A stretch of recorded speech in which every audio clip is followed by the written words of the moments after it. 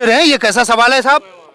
हमने सरकार बनाया, ये किसानों का देश है। उनको सोचना चाहिए कि हम वो हमारे नौकर हैं, हमने उनको अपनी सेवा के लिए रखा है। जो नियम हमारे बनाए हुए हैं उन नियमों के तहत हम चल रहे हैं। हम नया नियम क्यों हम पर थोप रहे हो? तुम हमें क्यों बर्बाद करना चाहते हो? पूरी तरह से पूरे देश का बाजारीकरण किया जा रहा है और ये बिकी हुई सरकार है। जो सरकार अभी सत्ता में है बिकी हुई है, पूरी तरह से उद्योगीकरण कर रही है और किसानों का भी उद्योगीकरण करना चाहती है, हमारे अधिकारों का हनन करना चाहती है। ये किसानों का देश है, किसानों का देश कहा जाता है इस भारतवर्ष को, और यहाँ किसानों को उसके अधिकार से वंचित करने की एक साजिश चल रही है, पूरा प्रोपेगेंडा चल रहा है। और बातचीत काहे का बातचीत भाई? किस लिए हम बात करें? क्यों बात करें तुमसे? किस विषय पे बात करें? ये किसानों का देश है, तुम किसानों के अधिकारों का हनन कर रहे हो, तुम पूंजीपतियों को बढ़ावा दे रहे हो, तुम बिजनेसमैन को उद्योगीकरण को बढ़ावा दे रहे हो। ये सरासर लूट है किसानों के साथ और कोई वार्ता नहीं होगी, किसी तरह की वार्ता नहीं होगी। सीधा सीधा इस बिल को वापस लेना होगा उनको। केंद्र सरकार बोल रही है कि 2021 तक सरकारों की आय दुगुनी कर दी जाएगी, इसी को लेकर वो बिल लेके आया है।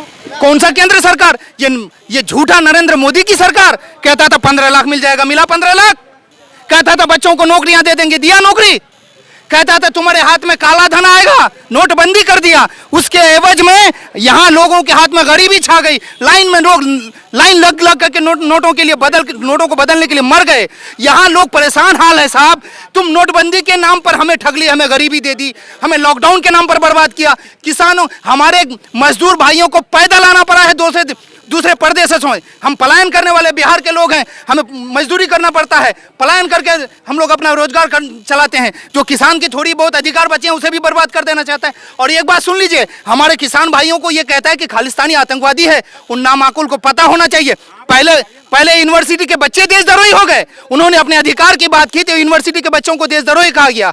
जब एनआरसी का मामला आया तो मुसलमान देशद्रोही हो गए और आज किसान को देशद्रोही कह रहा है। कल वो दिन दूर नहीं जो भारत के सारे लोगों को ये देशद्रोही कहेगा। ये पूरी तरह से आरएसएस वालों की साजिश है और उस साजिश के तहत ये सरकार इस देश के संविधान को तार-तार करना चाहती है, बर्बाद करना चाहती है। ये टोह रही है, कभी छात्रों को टोह रहा है, कभी छात्रों को छेड़ रहा है, कभी मुसलमानों को, कभी दलितों को और कभी किसानों को, कभी अलग अलग क्षेत्र के लोगों को धीरे धीरे टच करके ये इस देश के संविधान को बर्बाद करना चाहता है। ये जो सरकार है, ये सरकार किसान विरोधी बिल को वापस ले। मैं इस बात की मांग करता हूं और लेना होगा।